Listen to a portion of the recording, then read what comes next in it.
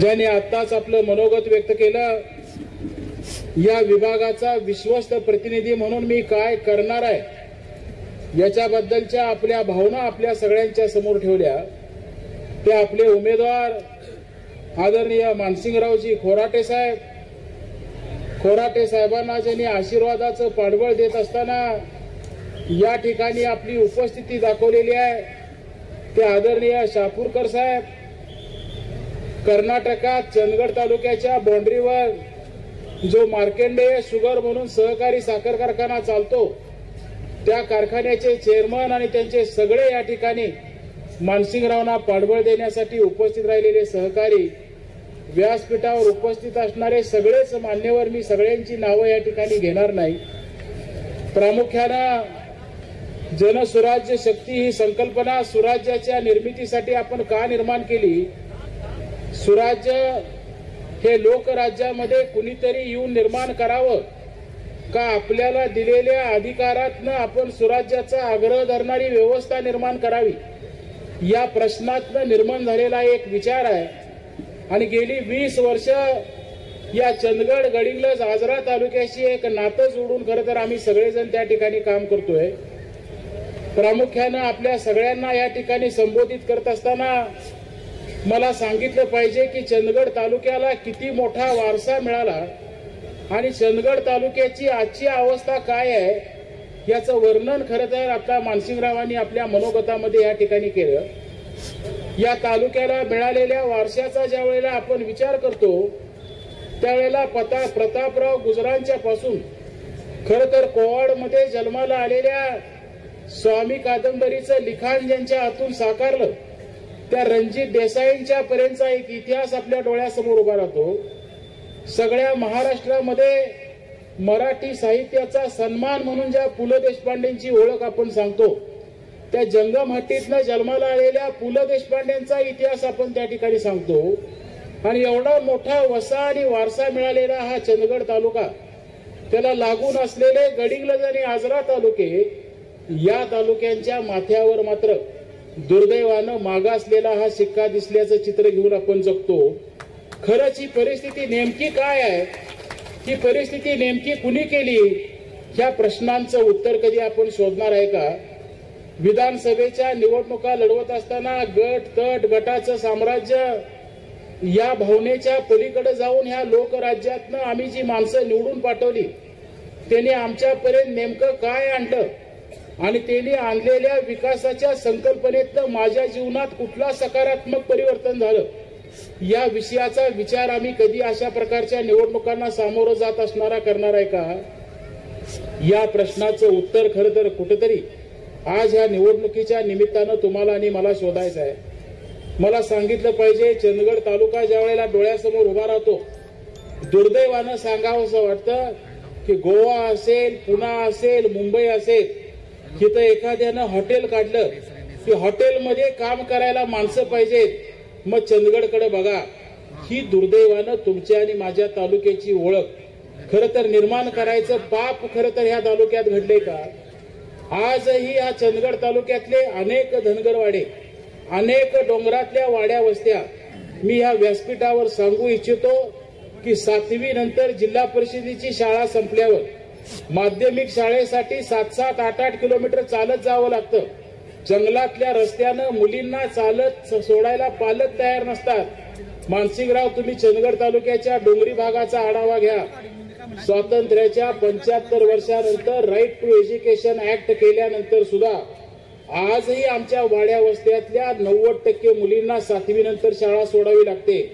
हे चंदगड तालुक्याच्या मुलींच्या माथ्यावर लिहिलेलं त्यांचं भाग्य आहे का? खरं तर ह्या लोकशाहीच्या विधिमंडळाच्या कामकाजातून आपण चंदगड तालुक्याला हे मिळवून दिलं का?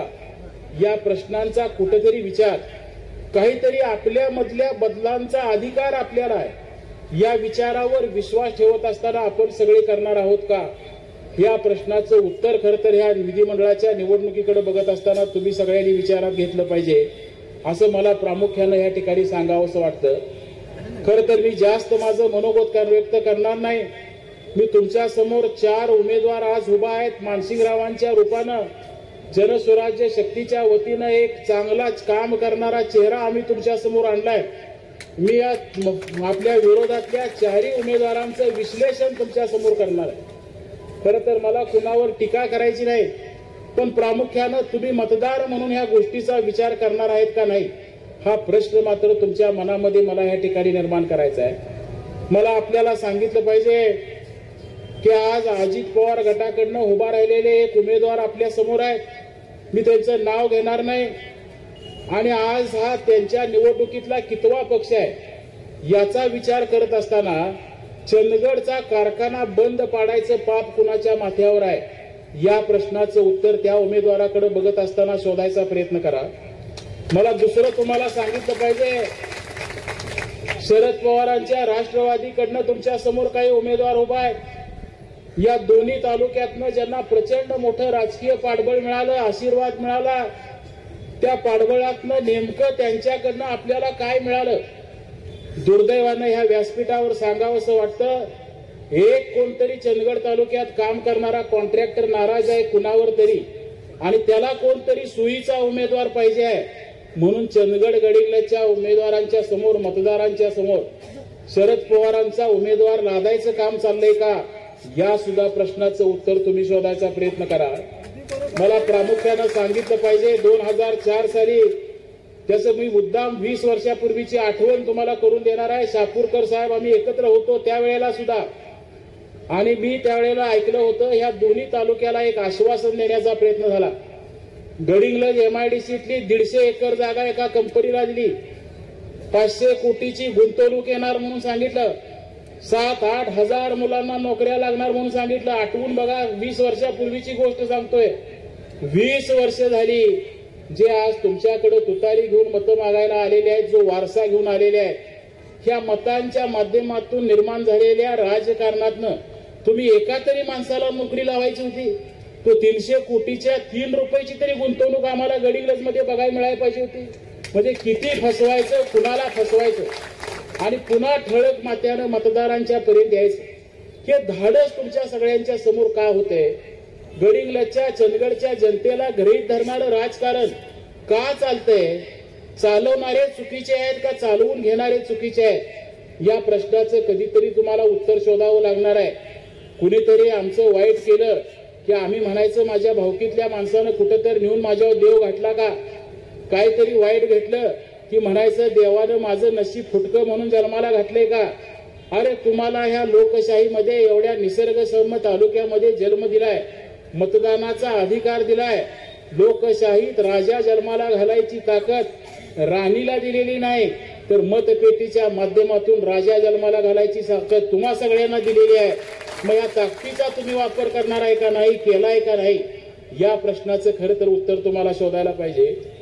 आज तिसरा उमेदवार तुमच्या समोर उभा राहिलाय, त्याचं नाव मी घेणार नाही, त्याचं चिन्ह पण मला माहिती नाही, पण मला आठवतंय की दौलत बंद पडल्यानंतर पुन्हा दौलत चालवायचा कुणीतरी प्रयत्न केला आणि ते चालवताना नेमकं काय घडलं, त्यावेळची ऊसाची बिलं पेंडिंग राहिली, तोडणी वाहतुकांच्या कामगारांचे, सामान्यांचे पैसे पेंडिंग राहिले.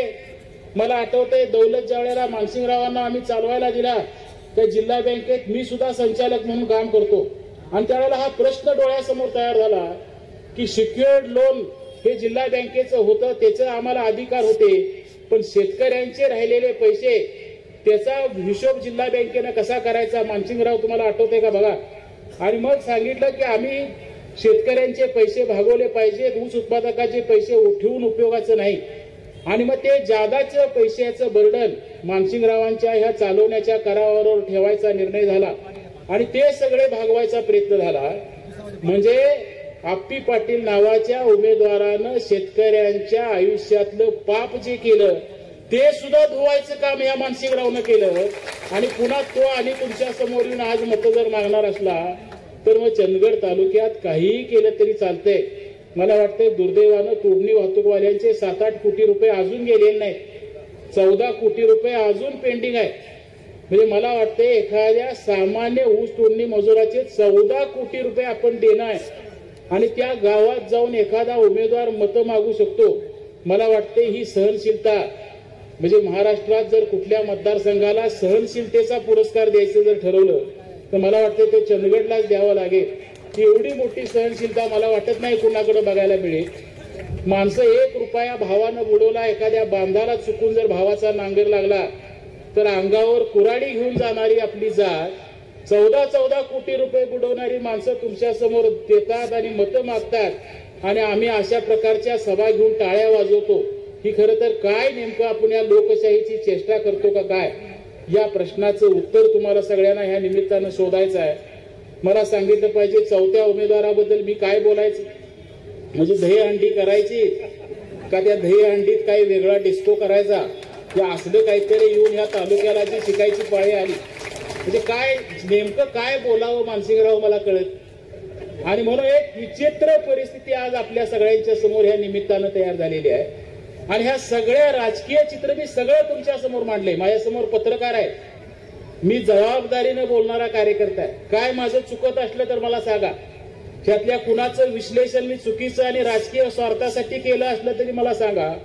आणि ह्या सगळ्यांच्या मध्ये खरं तर ह्या आजऱ्यात जन्माला आलेला एक मुलगा, शेतकरी कुटुंबात जन्माला आलेला एक मुलगा, ज्याच्या आई वडिलांना शैक्षणिक पार्श्वभूमी नसताना इंजिनिअरिंग पर्यंतचं शिक्षण मला घेतलं पाहिजे आणि काहीतरी करून दाखवलं पाहिजे ह्या भावनेनं स्वतःला विकसित केलेला एक मुलगा, शुगर ट्रेडिंग मध्ये एक उद्योजक म्हणून नाव कमावलेला एक मुलगा, आज चंदगडमध्ये येऊन दौलत सारखा कारखाना 5 वर्ष यशस्वीपणानं चालवून दाखवलेला एक मुलगा, तुमच्या सगळ्यांच्या जीवनामध्ये परिवर्तन यावं, तुमचं दुःख हे माझं दुःख म्हणून मला जगायला मिळावं, या भावनेनं काम करणारा एक मुलगा. मी एकटा 100 पावलं चाललो म्हणजे प्रगती नाही. मी ज्या गावात जन्माला आलो, ज्या भागात मला काम करायची देवानं संधी दिली, त्या भागातल्या 100 जणांना घेऊन जर मी एक पाऊल चालू शकलो तर ती प्रगती. ही लोकशाहीची व्याख्या स्वीकारणारा एक मुलगा, त्याला आमदार करायचे का कुणाला आमदार करायचं, हा निर्णय तुम्हा सगळ्यांना या व्यासपीठावर घ्यायचा आहे. आणि स्वतःचं भविष्य आपण स्वतः बदलू शकतो, आपण आपल्या जीवनाचे शिल्पकार होऊ शकतो. ही संकल्पना ह्या वेळच्या निवडणुकीमध्ये निवडून मानसिंगराव येणार आहे हे तुमच्या आज चेहरे बघितल्यावर मला जाणवतंय. पण नुसते निवडून येणं नको आहे, मोठ्या मताधिक्यानं चंदगड मतदारसंघासाठी काही आशा आकांक्षा घेऊन आम्ही मतदान करणार आहे. हे चित्र तुमच्या सगळ्यांच्याकडनं महाराष्ट्रात गेलं पाहिजे, ही अपेक्षा मी आज तुमच्या सगळ्यांच्याकडनं ह्या ठिकाणी व्यक्त करतो.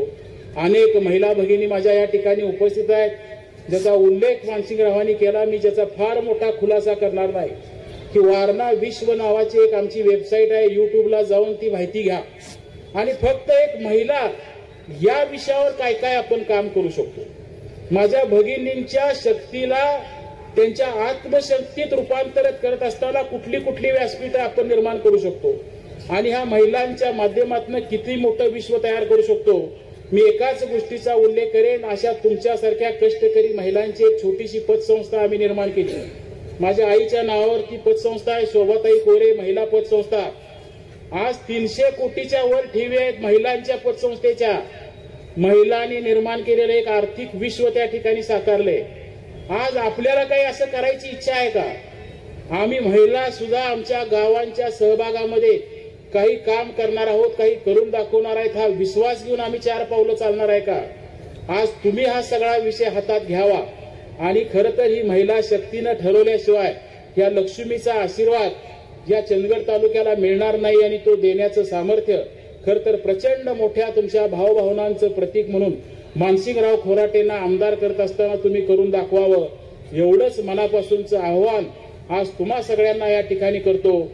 आणि या परिवर्तनाच्या लढाईत सहभागी झालेल्या तुमच्या प्रत्येकाचा इतिहास, उद्याच्या चंदगडच्या भवितव्याचा इतिहास ज्या वेळेला लिहिला जाईल आणि त्यावेळेला त्या इतिहासात नावं कोरली जातील, त्या सुवर्ण अक्षरात तुमच्या सगळ्यांची नावं नोंदली जाणार आहेत की चंदगडला एका विधायक विकासाच्या दिशेनं नेणारं पहिलं पाऊल टाकणारे जर कोण होते तर ह्या परिवर्तनाच्या लढाईत झालेले तुम्ही सगळेजण आहात.